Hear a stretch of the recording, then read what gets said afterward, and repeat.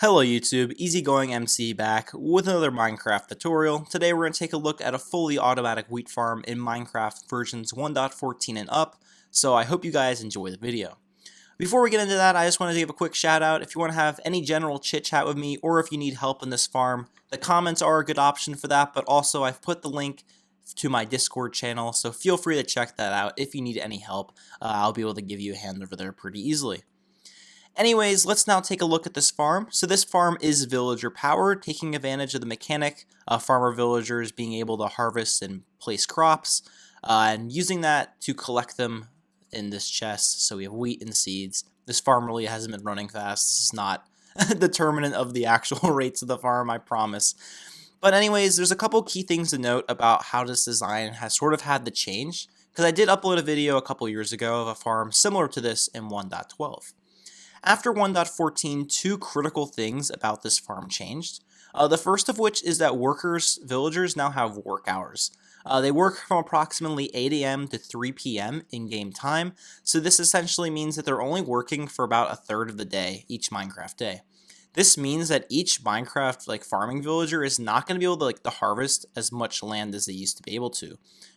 Pre 1.14, you could have a whole square like this with just one villager, but now we need 4. So that's the reason for that. The second is their inventories. Prior to 1.14, we were able to basically fill their whole inventory up with seeds. They have 8 slots, and that hasn't changed. But now you can only fill up with 4 slots of seeds, meaning that they can pick up wheat. We can actually see this over here. So if we throw this villager 5 stacks of seeds. Normally he would have been able to pick this up. However, now there's a stack of seeds left over. We now have to throw them 4 stacks of wheat, meaning they can pick up 4 stacks of wheat. We'll throw a little excess just to see what happens. But to fill up their inventory. This used to break the farm, however, now it doesn't. So we essentially can fill up their inventory of wheat so the farm can start working, but I just want to let you guys know of that change. Now let's get directly into the tutorial. To build this farm, you're going to need the following. You'll need several stacks of dirt, several stacks of building blocks. If you want to make the glass walls and the lightning roof out of glass, you can use glass, otherwise this could be building blocks as well. You're going to need some way to till the soil, so like a diamond hoe or something like that. 4 water sources, several levers and powered rails and rails, depending on how you lay out your rails underneath in terms of how many powered rails you're using, etc. Then more specific for this 4 quad cell farm, you're going to need 2 redstone dust, 1 comparator, 1 redstone torch, 2 hoppers, 4 slabs, 4 composters, and 4 light sources. These should be a block, so like a sea lantern, or a glowstone, or a jack-o'-lantern. Those are basically the 3 appropriate blocks you'd want to use. You're also going to need 4 villagers. And if you want this farm to immediately start working, which we'll get into more about this in a bit, you'll want 4 stacks of wheat and 4 stacks of seeds for each of the farming villagers, but this is a little bit optional, and I'll explain that more in just a little bit. But now let's get into the tutorial. So first, we want to put the layout of the farm. So let me quickly replace this lapis block. But this is the layout of the farm, and I know it looks confusing, but sort of let me explain. So each of these quartz pluses basically form a 9x9 square, with a water source in the middle. This will actually have a rail block, so I'm just using the lapis to sort of represent where everything's going to go. Now you have 4 of these squares, these 4 9x9 squares of a water source in the middle, separated by 1 block on each side, which is represented by this smooth stone. This is essentially the area where the glass dividers went in. So basically you have 4 fully hydrated soil patches with just 1 water source, spaced out evenly like this. I'm going to go up like this so you guys can count blocks if you need to lay it out. Keep in mind this can all be the same block. You don't need to differentiate like I did. I just did that for the sake of ease. And now you're going to want to fill in the rest of this with solid blocks as well. All the way around, filling the whole square. I'll do that and I'll be right back.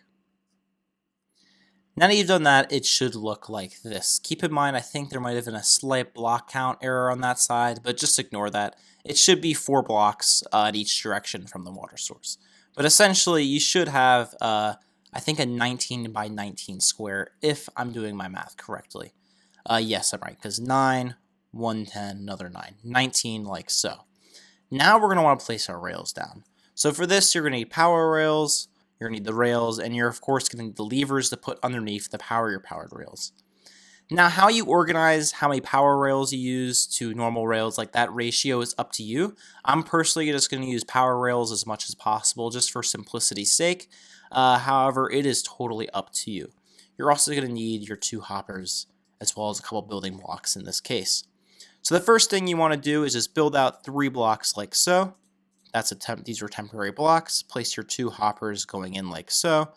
This is the output of the farm. Next, you want to place a powered rail on top of this hopper, like so. Please have this in one of the corners of the farm. Then you want to have a normal rail here, and then you're just going to have powered rails going along, like so, or whatever you do it. But the pattern essentially is you just go back and forth, like so. So I'm going to fill this in, and I'll get back to you when I reach the middle point here. Now if you reach this point, your rails should look something like this. Basically, you're just winding back and forth and back and forth. Once you get to this strip, I just want to note that technically this isn't, like there's never going to be wheat blocks, because eventually you'll have your glass block perimeter making on this plus. You have to go over this one, but you don't have to go over this one, meaning you kind of just go something like this and actually skip this. So I'll finish up the rest of these rails. You eventually should just fill in the whole thing. All right, once you're complete, it should look something like this. So now the next step is to go through and power up your power rails. So what I usually recommend doing is just going to the smooth stone like so and just powering every single one of these if it's like mine. If you decide to lay them out differently so you didn't have to craft as many powered rails, obviously just make sure every single one is powered. That should be pretty self-explanatory. The exception to Y design is I have to do one more here. And you want to make sure you leave this one unpowered for now, because now we're actually going to put in the minecart unloading system. So to do this, what you want to do is place a comparator on top of a block like so. Then you want to have that comparator go directly into a block. Place 2 more blocks right here, kind of making a little L. You want to place a torch here and your 2 redstone dots right there. So essentially what this does is as soon as there's an item put in here, that rail will unpower, allowing it to unload, and then repower once the items have flowed through.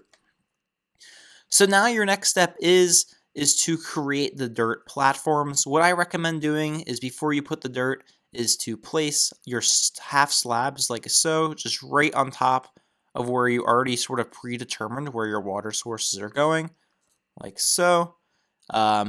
And then essentially what you want to do is excluding these blocks where you don't have rails. So this little plus right here, you just sort of want to build up again, because you're not actually going to have any dirt here. Excluding this plus as I'm building now, you're going to fill the whole thing in with dirt. So that includes every single block that's this platform covers. So you're going to fill in this whole thing minus the slab, whole thing like that, and then I'll get back to you guys once I have completed that task. Once you've done that, it should look something like this. Now what you're going to do is you're going to place in your water sources right here. You're essentially waterlogging these slabs. What this allows you to do, if you're not totally familiar with this mechanic, is it allows you to have a water source up here, but if you look underneath, it doesn't spill through from the slab. We need to set the time again real quick. Let's set it to noon. It's a little brighter in the sky. Anyhow, basically once you've done this, the next step is to place your glass wall. This is a pretty easy step. All you're going to do is you're going to place glass here, like so, and on this plus, as well as making sort of a perimeter going around like so. So I'm going to do that, and I'll be right back once I'm done. Once you're done, it should look something like this. Basically, you just made a perimeter with 2 tall glass, as well as dividing up the 4 plots of land. Now the next step is, of course, you guessed it, to till it as well. If this is optional, but I suggest doing this just because it'll speed up the process of the farm. But once again, you don't technically have to do this. Your farmers would technically do this if you let them, but I recommend doing this if you can. Essentially, you want to fill in the seeds, and this is what I meant. The farmers will do this, but it would be very, very slow, and it would take a long time for your farm to start working. So I recommend just going through, gathering the seeds beforehand, and placing them like so. So basically, you want to till the whole thing and place seeds everywhere where there's a dirt block. and I'll be back once I've done that. Once you've done that, it should look something like this. I promise you're on the home straight of the farm now. There's only a few more steps. The first of which is over every single half slab, place the composter like so, and then place a sea lantern or another light source on top. I do think you could do something like this if you really needed to, but honestly a jack-o'-lantern would probably be cheaper and easier. But you could do something like this if you needed to, but I suggest just place a block white source. It looks nicer. So you're almost done with the farm. There's only 2 more steps in place. The first of which is you need to build the lightning protection thing, which technically is optional, depending on what biome you're in, but I'll get into that in just 1 second. And then the next step is, of course, to put your villagers in place. So this lightning pad, if you're not in a biome like a desert where there's no precipitation, you need to put this, otherwise your villagers could be struck by lightning and they would be turning the witches and the farm would obviously stop working. I recommend you build this a few blocks above, so 1, 2, 3, 4. I usually do the 5th block up. So you basically just go around the perimeter of the farm and you basically make a giant square of glass or any other block. If it's not transparent, make sure you light up the top so mobs don't spawn up there. Once you've done that, the farm should look something like this. It's basically complete now. You have all the infrastructure in place. The only thing left, of course, is you need a minecart with hopper. I did forget about that, but that's quite a small addition to make. Now the only thing you need to do is put your villagers in place.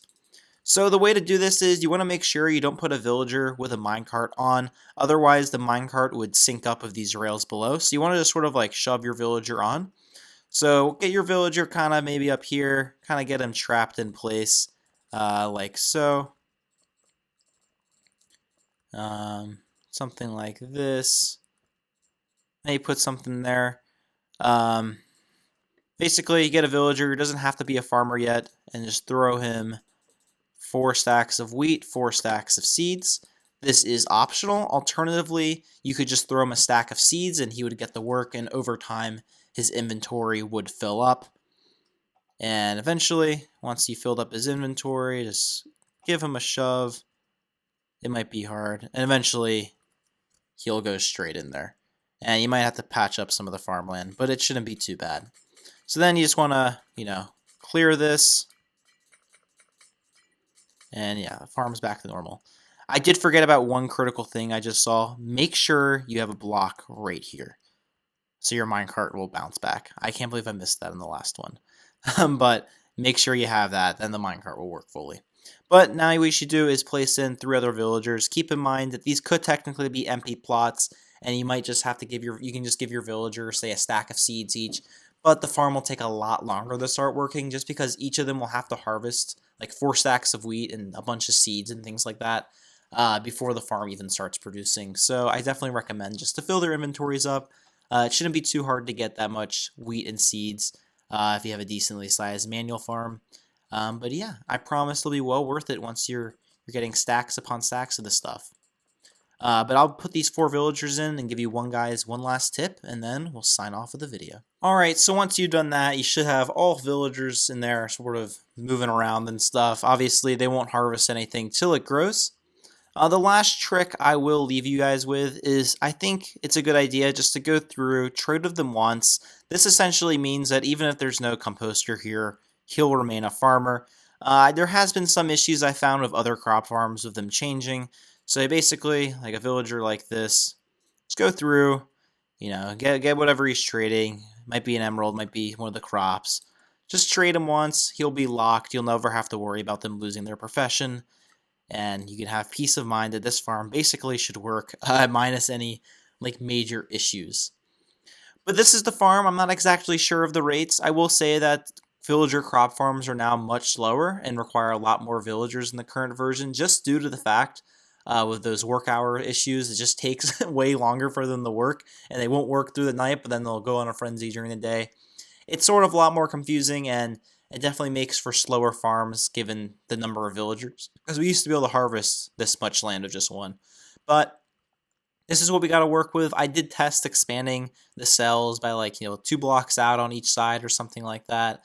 And yeah, this is basically the max. You might get a few more blocks, but just for simplicity's sake, You might as well just do it like this, in my opinion. You might be able to get like 4 more blocks for each of them, but then you need an extra water source and things like that. So at a certain point, it just becomes a matter of simplicity. Please excuse the cut, there was a slight blooper, but now the last step, of course, is give yourself a nice giant storage system. I might have accidentally said something else instead of just nice giant storage system. Nothing too bad. I've realized that comes across as a little weird. But anyways, that's about it, guys. I hope you enjoy this farm. I sort of decided to do that just because my old wheat farm is still getting lots of views, so I know it's something that people want, and actually it doesn't work in the current version of Minecraft, which is clear, but I decided I might as well make a new design based on those mechanics. There might be a similar farm out there, but considering there's so many people watching my tutorial, I decided I probably should provide an update to that, and definitely like send those people over to this one. So yeah, this farm's great. It was really fun designing it, really fun giving you guys a tutorial. As I said, if you like this video, I guess like the video and subscribe, comment, do what you guys want to do. Make sure you check out Easygoing Survival. I build a lot of these kind of farms in survival Minecraft, so you can get that experience firsthand. Easygoing Survival 2.0 is the current series, Season 2. Also, check out my Discord if you need any live help. I also have my Twitter as well. I sometimes do a few tweets down there. Anyways, enough shameless advertising. I hope you guys once again enjoyed this video, and I hope you guys have an easygoing day. And I'll catch you all later. Enjoy your wheat.